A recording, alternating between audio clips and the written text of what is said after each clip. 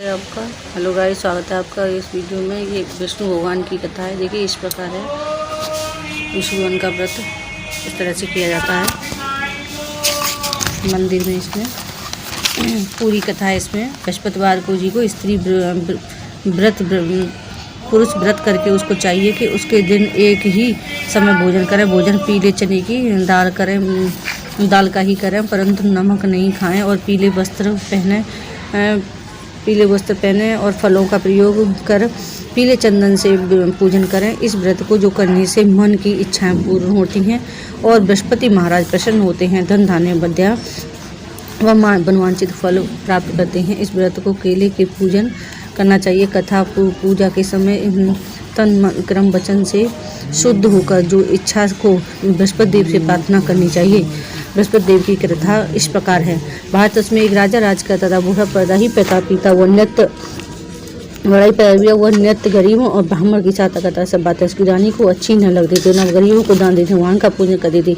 एक दिन भगवान का पूजन करती थी। एक दिन राजा शिकार करने वन में गई। महल में केवल रानी अकेली थी। उसी समय बृहस्पति साधु के बेश में राजा के बिच्चा में मांगने के लिए बिच्चा मांगी देने से इनकार कर दिया। कहा, साधु महाराज, न दान पुण्य से तंग आ गई। मेरा पति साधन लुटाता रहता है। मेरी इच्छा है कि सारा धन नष्ट हो जाए। साधु ने कहा, हे देवी, तुम तो बड़ी अजीब हो। संतान धन दो सभी चाहे, पुत्र लक्ष्मी के पापी के घर भी होनी चाहिए। यदि तुम्हारे धन भूगोल भूषण को बुझक प्यासों के लिए, मुसाफिरों के लिए धर्मशाला खुलवाओ। जो दिनधर काली के वाली कर सकते उनका विवाह करो। इसके कई काम करने से उनका नाम पर लोगों सातों स्वर्ग की प्राप्ति होगी। परंतु रानी का उपदेश का कोई प्रभाव न पड़ा। बोली, हम मुझे ऐसे धन की आवश्यकता है, हर जगह बांटती फिर। साधु ने उत्तर दिया, तथास्तु, तुम ऐसा करना। बृहस्पतिवार के दिन घर को गोबर से लीपकर पीली मिट्टी से स्नान कर कपड़े स्नान कर अपना सिर धोकर स्नान कर कपड़े भट्टी पर चढ़ाकर कपड़े धोना। ऐसा करने से आपका सारा धन नष्ट हो जाएगा। साधु वहाँ से लोप हो गए।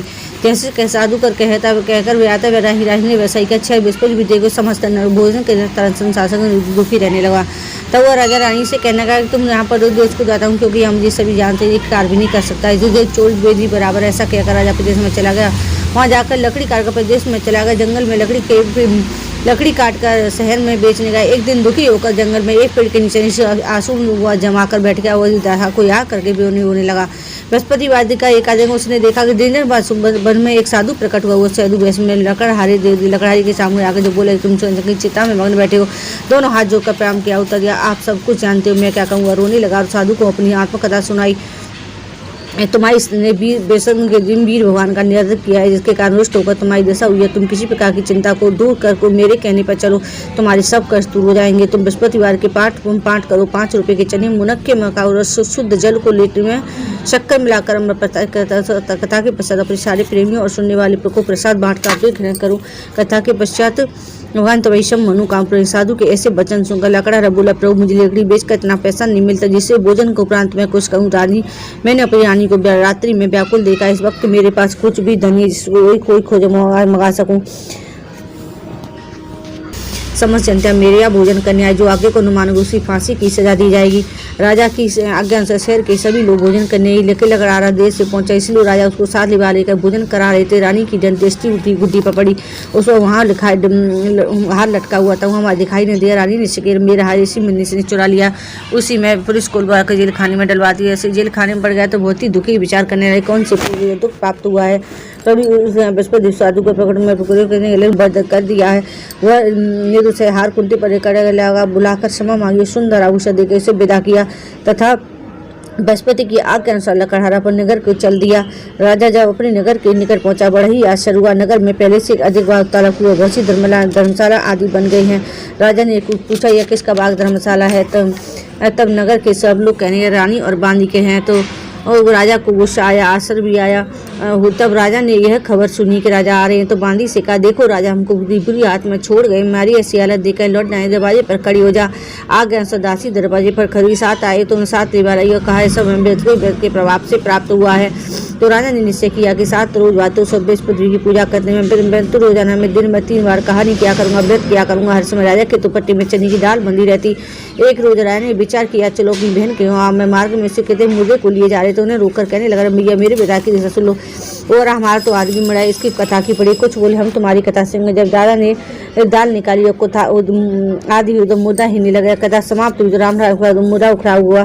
किसान आगे उससे किसान खेत में हल चलाते मिला। उससे बोला भैया मेरी बता सुन लो। वह बोला जब तक मैं तेरी कथा सुनूंगा तब 4 अरिया जोत लूंगा, या फिर किसी और को सुनाना। राजा आगे चलने गया। उतने ही हटते ही उसके बैल प्रसाद के किसान के पेट पर दर्द होने लगा। राजा अपनी भैंस के पहुंचा। राजा ने बुढ़िया खेत पर दौड़ी, घुड़सवार के पास गई, बोली मुझे तो अपनी कथा अपने खेत पर जाकर करना। बुढ़िया की कथा पर ज्यादा कथा करी। सो सुनते उसके बैल उठे। किसान के पेट का दर्द। राजा अपनी बहन के यहाँ पहुंचा। राजा ने अपनी बहन से कहा कि ऐसा मन से जिसने भोजन न किया और मेरे बताया कथा सुन ले भैया, या कि जैसा ऐसा पहले भोजन खाते बाद में मन काम कर तो पड़ो सुंदरी खाते, परंतु ऐसा व्यक्ति कोई न मिला जिसने खाना न किया हो। वह ऐसा कहकर देखने गई, परंतु ऐसा व्यक्ति न मिला भोजन ने किया। तक कुम्हार के यहाँ जिसका बीमार था उसके 3 दिन से भोजन नहीं किया गया था। कुम्हार के जाकर कथा सुनने के लिए कहा तो तैयार हो गया। राजा ने वहां जाकर कथा कही, जिससे उनसे ही उसका लगा ठीक हो जाता है कि प्रशंसा होने लगी। एक रोज राजा ने अपनी बहन से कहा जिसने भोजन न किया और मैं अपने घर जाएंगे, तुम भी तैयार हो। बहन ने चली आ लड़के को मत कि तेरे ब्याह के औलाद नहीं है, जब बालक नहीं आया तो तुम क्या करोगे, बंद करके निकट हमारा औलाद नहीं है। तो उसकी इसलिए ने कहा कि प्रभु विश्व में सबकुछ दिया सता औलाद अवश्य देंगे। उसी रात्रि को बृहस्पति स्वप्न में राजा सोच बचा देते घर से 90 महीने उसको कर सुंदर रूप तभी स्त्री कोली कि स्त्री बिना भोजन के रह सकती, बिना कहे नहीं रह सकती। मेरी बहन अवश्य कुछ मत कहना।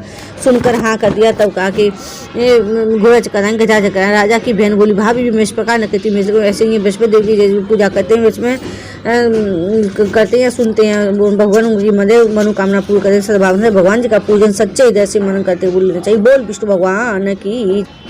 ओम जय बशीपति देवा स्वामी जय बशीपति देवा, छिनी छिनी भोग लगाऊं कदली फल मेवा। ओम जय बशीपति देवा तुम पूरन परमात्मा तुम अंतरयामी, स्वामी तुम अंतरयामी। जगत पिता जगदीश्वर तुम सबके स्वामी। ओम जय बशीपति देवा चरणामृत निज निर्मल सब पातक हरता, स्वामी सब पातक हरता।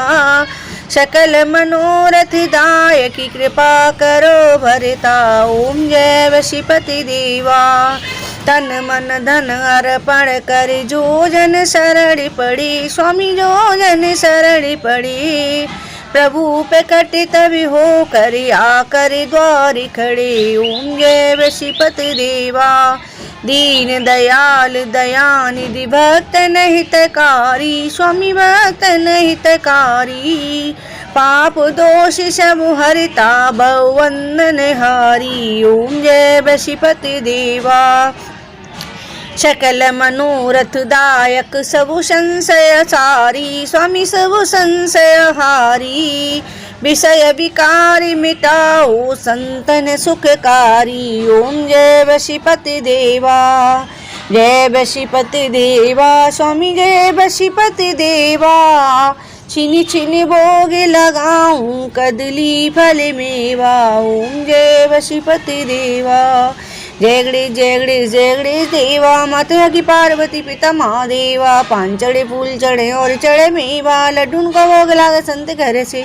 एक दंत दया दंत 4 भुजाधारी, मस्तक पे सुधि सोही मुझे की सवारी। अंधन को आंख देते कोड़न को काया, बांझन को पुत्र देव निर्धन को माया। जय गणेश देवा माता की पार्वती पिता महादेवा। बोल विष्णु भगवान की जय, वो गणेश जी महाराज की जय, सभी देवताओं की जय।